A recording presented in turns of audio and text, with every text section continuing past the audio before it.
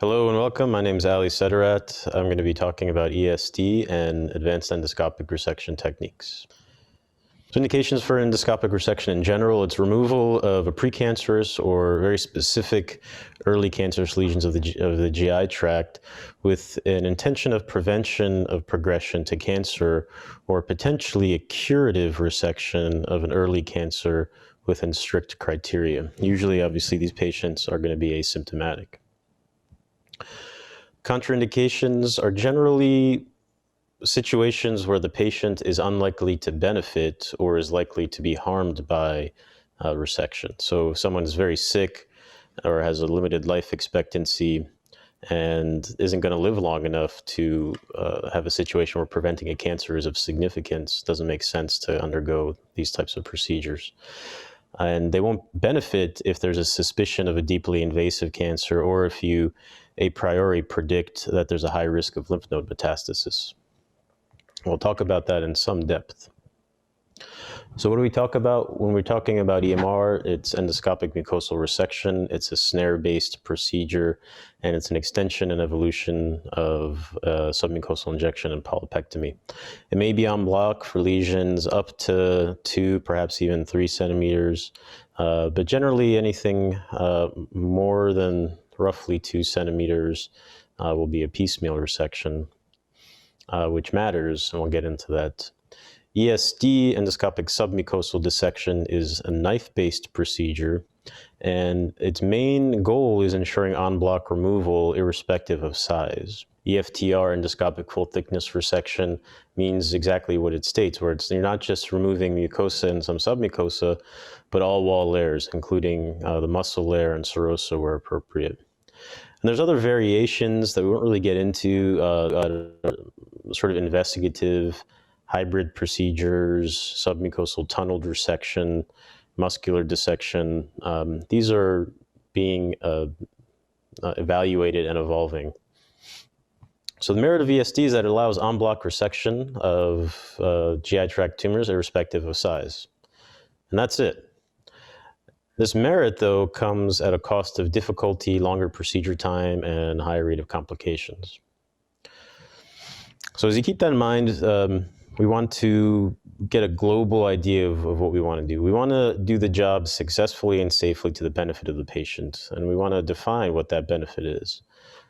We want to select the appropriate lesion for resection. We want to recognize and manage complications and ensure eradication and minimize recurrence with future risk with appropriate surveillance.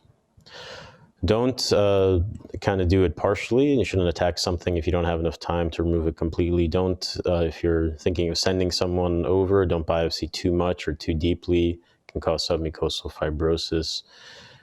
Snaring a lesion just to get a bigger sample is not really an appropriate thing to do. It causes significant fibrosis, as does tattooing under a lesion. If it needs to be tattooed because it may be difficult to find, you want to tattoo away and opposite from the lesion. Resection should really be first-line therapy for most lesions rather than ablation. And very importantly, you don't want to endoscopically resect a lesion that you can predict will have a high risk of lymph node metastasis, because obviously if you just take out the tumor in the GI tract and they have a high risk of lymph node metastasis, that patient will still have morbidity and mortality related to cancer without a proper oncologic resection. And so this is what we're talking about when we talk about a proper oncologic resection. It's important to think of neoplasia as a progression. It starts locally, mucosally, superficially, and as it gets deeper, it becomes a local regional and then a systemic illness. So if it's something that's very local or superficial, it can be excised. And in our world, excision is endoscopic resection. You know, it's similar to enucleation of the pancreas, for example, where you're not removing an entire organ or a lymph node bed. You're just resecting just the local disease. Once it becomes local regional, defined as deeper invasion with lymphovascular invasion, lymph node metastasis, then just a little wedge resection or EMR or ESD doesn't do the patient any good. They need a wider area en bloc resection, including the lymphovascular bed, and often chemotherapy to provide the best outcome. And of course, when it becomes systemic with metastasis, we're not really talking about resection in most cases. We're talking about chemotherapy, palliative procedures, perhaps bypass procedures, perhaps debulking procedures, things like this. So we really want to keep in mind that when we're talking about endoscopic excision, we're talking about local superficial lesions. And so we want to predict those just by staring at the lesion, something that's unlikely to have lymph node metastasis. So we're talking about only T1 lesions where it's only superficial and limited, if any, submucosal invasion. So we're only really talking about not just T1 lesions if they're cancers, but only a subset of T1 lesions. And here are the subsets of, these are all T1 lesions, but there's a jump in lymph node risk above the most superficial SM invasion, the SM1, or the first third of the submucosa. And that's because the deeper you go, the more likely there is of spread into the lymphovascular bed. And so we're really only talking about mucosal-based or very superficial submucosal lesions with strict criteria. Here's data from a little bit of an older study, but it demonstrates it very well for both adenocarcinoma and squamous cell cancer of the esophagus, where there's a jump of lymph node metastasis to negligible numbers in T1A lesions up to very significant, from 2% up to 25%. And T1B lesions, and that change is even more pronounced in squamous cell cancers. So we know that depth matters. How do we predict depth without having to take out the lesion or do a surgery? Sometimes it's relatively obvious. You can see something that's ulcerated, and you can stage it by US, and this is a T3 rectal cancer involving the anal verge, and so this is obviously not something that would be resected endoscopically. This would require neoadjuvant therapy and probably a permanent colostomy. That's an easy one. What about these? So the one on the left, that's obviously just almost an imperceptible polyp. There's no cancer there. There's no lymph node metastasis. The one on the right is a nearly obstructing colon cancer that we're about to stent, and so that's very likely to have lymph node metastasis. But what about this lesion? It's a little irregular, it's a little smooth. Is that a cancer? Is that an adenoma? What about this lesion? It's kind of small, but it has some heterogeneity of features. There's a granular and an agranular component. Agranular is that central area that looks smoother or flatter or shinier compared to the granular cerebriform stuff on the periphery. What about this large carpet-like lesion in a patient with melanosis? What about this lesion that's taking up the entire cecal bed? What about this one, big pedunculated thing with a big angry looking head? So we want to look at these things and try to predict the likelihood of lymph node metastasis. And there's a variety of ways to do that that are beyond the scope of this talk, but what we use commonly is the Paris classification. Once something gets into a depressed appearance or a heterogeneous appearance, then there's a more significant risk. We also use pit and capillary pattern, occasionally chromoendoscopy. This is the Paris classification that we use very commonly in this country. And the ones that really matter in terms of recognition are those that have depression, the so-called 2C lesions on the middle and on the middle right there. So just as a general rule, things that have high risk of submucosal invasion, larger size, a depressed and agranular appearance, a disorganized or disrupted pit and vascular pattern. And these are various different types of classification schemes that you can use. In the East, they often use the Kudo and Sano criteria. In the West, we tend to use the NICE classification. Non-lifting is important. That may indicate either submucosal fibrosis or submucosal invasion. Sometimes it's hard to tell. If the margins are kind of heaped up and it almost looks like it could be, in the middle, depressed or becoming ulcerated, if there's tethering or puckering of the surrounding folds, that often indicates submucosal invasion causing that appearance. And if it's a very heterogeneous lesion with flat components and large components, often the dominant nodular component may have early submucosal invasion. So the merit of ESD is that it allows en bloc resection, and that's it. And it comes at some cost, that it's a little harder to do and a little longer.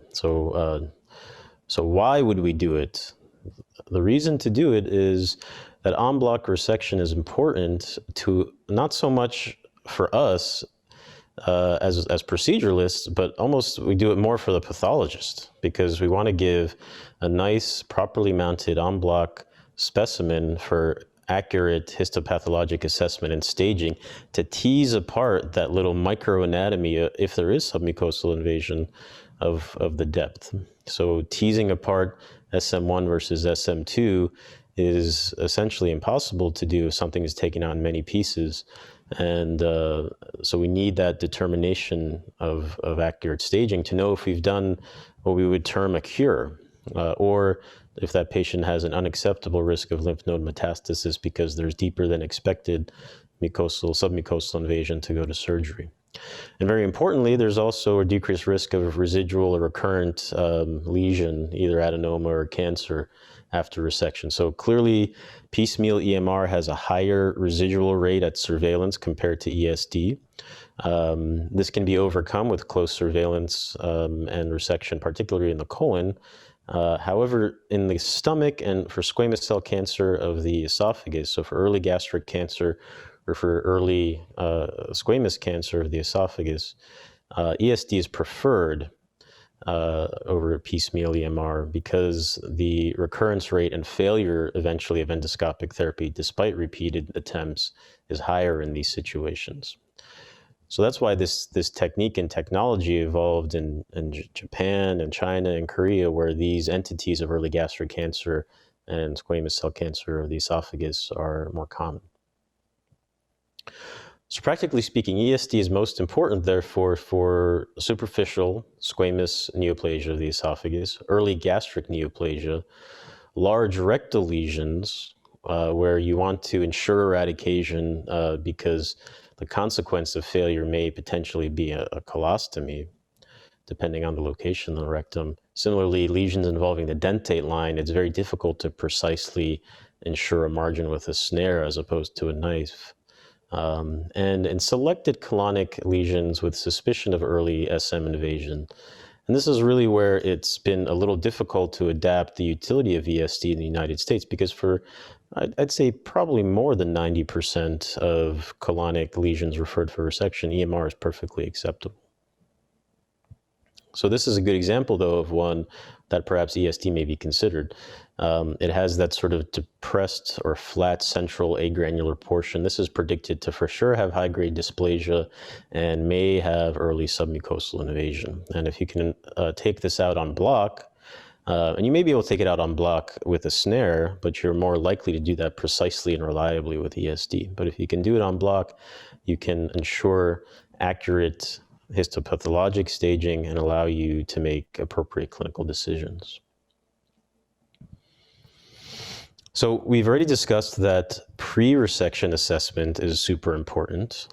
What about afterwards? Now you've taken it out and you want to figure out, did you do a service to this patient? So interpretation of the pathology is really important, and you need to look for these key points. You want to see an absence of dedifferentiation. So something you could take out, even if it's small, and it says poorly differentiated adenocarcinoma or signet cell features or lymphovascular invasion is present on the pathology readout.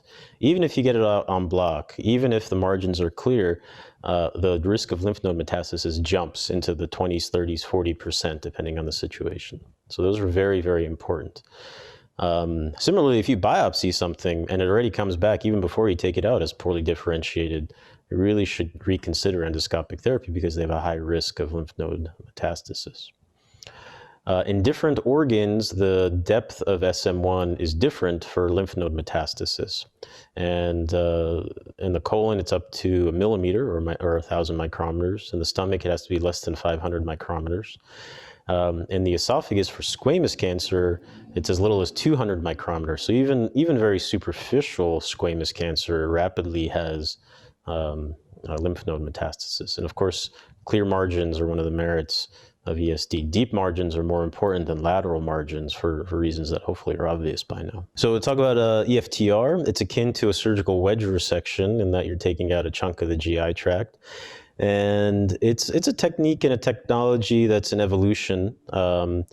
to tackle lesions that perhaps defy EMR and ESD. So what are those lesions? Perhaps subepithelial tumors, so for example, a GIST or a carcinoid perhaps, that traditional EMR or ESD would by nature involve a muscular injury, intentional or otherwise, or a perforation. And so you perhaps need to think about closure of a hole that you're making on purpose. In some cases, we've tried to attack, or someone else has tried to attack a lesion and it's very scarred. And when there's significant submucosal fibrosis, it becomes very difficult to enhance that submucosal plane with injection and to use techniques of EMR and ESD. Other situations may be anatomically challenging locations like a diverticulum or the appendiceal orifice, or in situations where you want an alternative to ESD, perhaps if you can do it faster. And currently there's a single FDA-approved device that's relatively fast to use, wherein it's an over-the-scope clip-based device. A lesion is retracted into the cap. The clip is fired akin to stapling, if you were doing it from the other side with the surgeon, to close first and then resect second. And so you can see on the right panel there that serosa to serosa has been sealed together with the clip, and the snare takes all layers of the GI tract. So to conclude, in general, the success of endoscopic resection depends on appropriate lesion selection and understanding lymph node metastasis risk. So you need a pre-resection assessment. Is this procedure worth it? And a post-resection assessment. Did I provide a benefit, or is surgery still needed?